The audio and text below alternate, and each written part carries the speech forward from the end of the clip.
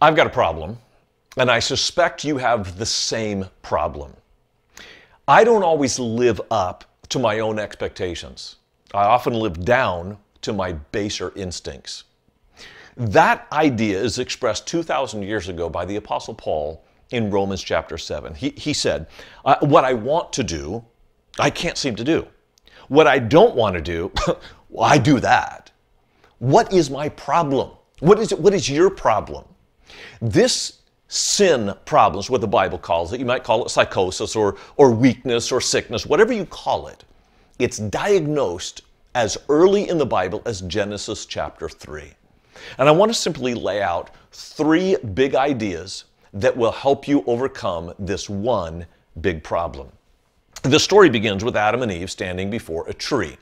It's the tree of the knowledge of good and evil. And a serpent shows up, Satan, who is tempting Eve to take a bite. And he said to her, Eve, did God tell you you couldn't touch any of the trees of the garden? And he said, no, we can touch all of the trees of the garden. We just can't eat this fruit. And then she added, or touch it, lest we die.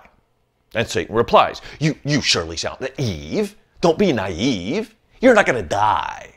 Now pause there for a minute. This is the first of 3 lessons for overcoming one of our basic human problems. When we're tempted, it's not with a bald-faced lie, it's with a half-truth. Did she die when she touched the fruit? No. Now, she set herself on a trajectory of death. That much is true. But there is a half-truth that will allow you to believe whatever you want to believe, to do whatever you want to do. And if we're going to overcome our problem, we need to look at the full truth and not half lies. The other little tidbit of this text is that Eve added to what God had said. God said, you surely shall die if you eat of it. But she added, if I touch it. And typically, when we're about to do what we know we shouldn't do, we come up with an excuse of why God's commands are too difficult to follow. So while Satan will tell us half-truths, we will tell ourselves that God's commands, His ways, are too difficult for anyone to follow. That's observation number 1. Observation number 2. Eve saw that it was good for food, delight to the eyes, and desirable to make one wise. Now you can put those sins or temptations into 3 categories: possession, pleasure, and pride. Possession, pleasure, pride. Fast forward, 1 John 2.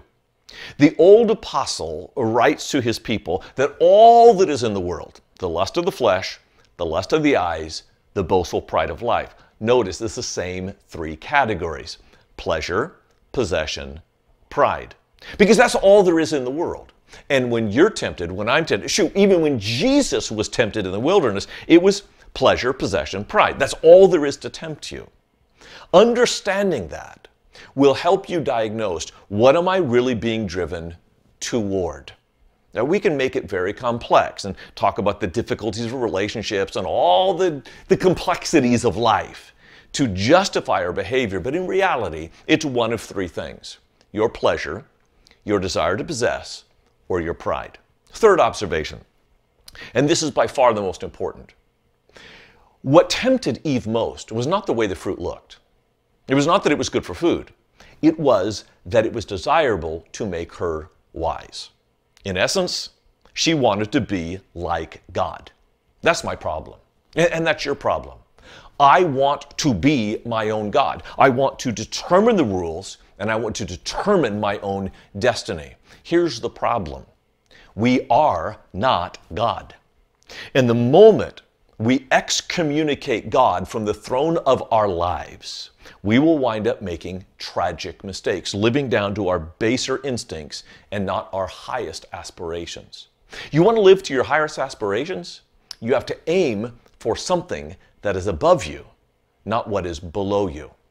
And see, that's why, even if I were an atheist, and I realize most of you are Christians watching this, you believe the Bible, but even if you were an atheist, I would pretend like there's a God to put something above me so that I could live up to my aspirations and not down to my baser instincts.